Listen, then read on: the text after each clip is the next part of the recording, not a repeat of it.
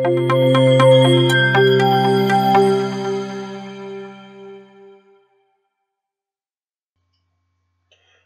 علیکم. د مایکروسافت پاورپوینټ ښوونیزو ویډیوګانو په سلسله کې زه امین ببرکزی ستاسو سره یم. دغه ویډیو چې د پاورپوینټ پروګرام انټرفیس پیژندګلوۍ ته مې ځانګړې کړې ده، تر پایه په کتو یې تاسو د پاورپوینټ پروګرام انټرفیس سره په کامل آشنا کیږئ. د پاورپوینټ پروګرام د رن یا پرانیستلو لپاره په سټارټ مینو باندې کلیک کړئ او د مایکروسافت افیس فولډر د په نښه کولو لپاره یو له دغو تورو څخه په نښه کړئ ترڅو لیست د ټولو تورو څرګند شي. بیا ورپسې ام توری په نښه کړئ ترڅو د ام په توري شروع کیدونکي فولډر او فایلونه څرګند شي.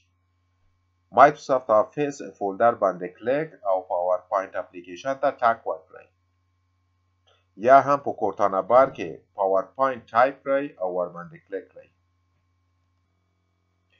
وړاندې تر دې چې پاورپوینټ پروګرام انټرفیس څرګند شي، تاسو باید د ریډي میډ یا د وړاندې چمتو شوي پریزنټیشن څخه یو وټاکئ. مثلا زه اوس بلانک پریزنټیشن ته ټک ورکوم. د پاورپوینټ پروګرام په ران کېدو سره تاسو وینئ چې انټرفیس یې د مایکروسافت اکسل او ورډ سره ورته لري چې په پاسنۍ برخه کې مینو بار شتون لري چې پرته له فایل تاب څخه چې ریبن نه لري، پاتې د هر تاب په کلیک کولو سره اړونده ریبن یې څرګندیږي، لکه د هوم تاب، انسرت تاب، درا تاب، ډیزاین تاب، ترانزیشنز، انیمیشنز، سلاید شو، ریکارډ، ریویو، ویو او هیلپ تابونه دي. او هر تاب د ګڼو ګروپونو یا کټګورۍ څخه جوړښت رامنځته شوی، لکه د هوم تاب چې پکې کلیپ بورډ کټګورۍ، سلایډز، فونټ، پاراګراف، ډراونګ، ایډیټینګ او اډینز ګروپونه دي. په پاسنۍ برخه کې کویک اکسس ټولبار آیکن شتون لري چې ډیر استعمالیدونکي عملونه لکه سیف، انډو، ریډو، پیسټ او نورو ته لاسرسی درلودای شي.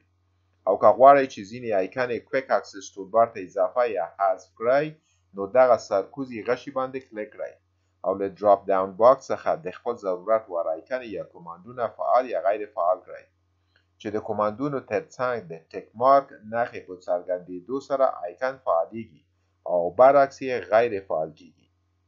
که له دغو آیکنو څخه سربیره نور آیکن یا کوماندونه اضافه کول غواړئ، نو مور کوماندز په نښه کړئ چې د 3 کالمو دیالوګ باکس په څرګندېدو سره په داسې حال کې چې کویک اکسس ټولبار فعال وي، په دوهم کالم کې د کټګورۍ په انتخابولو سره د لاندې کوماندونو څخه د ضرورت وړ کوماند په نښه او بیا اډ باندې کلیک کړئ ترڅو په نښه شوی کوماند کویک اکسس ټولبار کوماندونو ته اضافه شي. او که له کویک اکسس ټولبار څخه کوم کوماند آیکن حذفول غواړئ، نو په نښه کوئ او بیا ریموو باندې کلیک کړئ. تاسو وینئ چې په نښه شوی کوماند آیکن له کویک اکسس ټولبار څخه حذفیږي. په همدې توګه نور کوماند آیکونه هم کویک اکسس ټولبار ته اضافه یا حذفولای شئ. همداشان د تابونو د پاسه د فعال ثبت شوي پریزنټیشن نوم څرګندیږي او دا هم د ټیل می باکس دی چې کولی شئ د ضرورت وړ کوماندونه په چټکۍ سره بیا مومئ او پلټل شوی کوماند سملاسي څرګند او عملي کړئ. مثلا زه یو نوی سلاید اضافه کول غواړم، نو په ټیل می باکس مې نیو ټایپوم. نورې اپشن یا ټاکنې لکه نیو وینډو یا نیو فرام ټمپلیټ هم پاورپوینټ په خپله درکوي، خو زه اوس نیو سلاید ټاکم. تاسو ګورئ چې یو نوی سلاید اضافه کیږي. ټول سلایدونه چې پریزنټیشن مو جوړوي دلته د پاورپوینټ انټرفیس په کیڼ لوري کې لیست شوي وي او کولی شئ چې وروسته یا مخکې کړئ.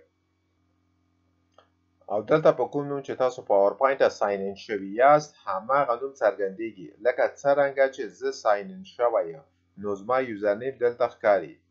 او د ساین ان ترڅنګ د ریبن ډسپلی آپشن شتون لري چې کولی شئ د ریبن او تابونو څرګندېدل کنټرول کړئ. مثلا آتو هاید ریبن باندې په کلیک کولو سره ریبن له انټرفیس څخه په خپله پټیږي او څرګندیږي، او د بیا څرګندولو لپاره ماوس پوینټر د پروګرام پاسنۍ برخې ته په وړلو او کلیک کولو سره ریبن څرګندیږي او په لاندنۍ برخه کې په کلیک کولو سره پټیږي.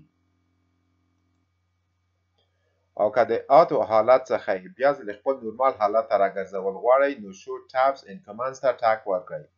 که یوازې د مینو بار تابونه څرګندول غواړئ، نو شو ټابز ته ټک ورکړئ. ریبنز او ورسره کوماند آیکن پټیږي. دې منفي علامې ته مینیمایز وایي چې په واسطه یې پروګرامونه له سکرین څخه لرې کیږي او په آیکن بدلیږي او ترڅنګ ریستور ډاون او ماکسیمایز علامه ده چې د پاورپوینټ پروګرام انټرفیس نیمایي او ټول سکرین ته خپریږي او د ایکس علامه د پروګرام د تړل کېدو یا بندولو لپاره کارول کیږي. د پاورپوینټ انټرفیس په لاندنۍ برخه کې سټاتس بار موقعیت لري چې په کیڼ لوري کې تعداد د سلایډونو په پریزنټیشن کې ښیي او ترڅنګ یې ډیفالت ژبه د پاورپوینټ په ګوته کوي. که سلایډ ته نوټ ورکول غواړئ د نوټ باندې کلیک او نوټ ورته ټایپ کړئ او که پریزنټیشن ته کامنټ ورکول غواړئ کامنټ باندې کلیک او ورپسې نیو کامنټ کلیک او کامنټ ټایپ کړئ. همداشان دغو ویو آیکنو څخه چې نورمال سلاید سورټر ریډینګ ویو آیکن دي ضرورت په کتو استفاده کولای شئ او همداشان زوم سلایډر او زوم لیول شتون لري چې د ښکاره کېدو اندازه تعیینوي.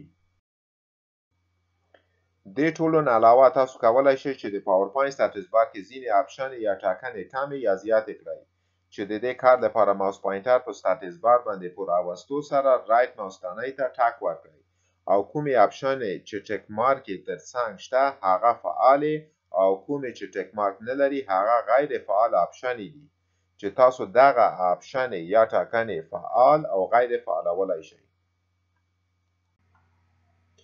دا ول د دغه ښوونیزې ویډیو چمتو شوي محتویات.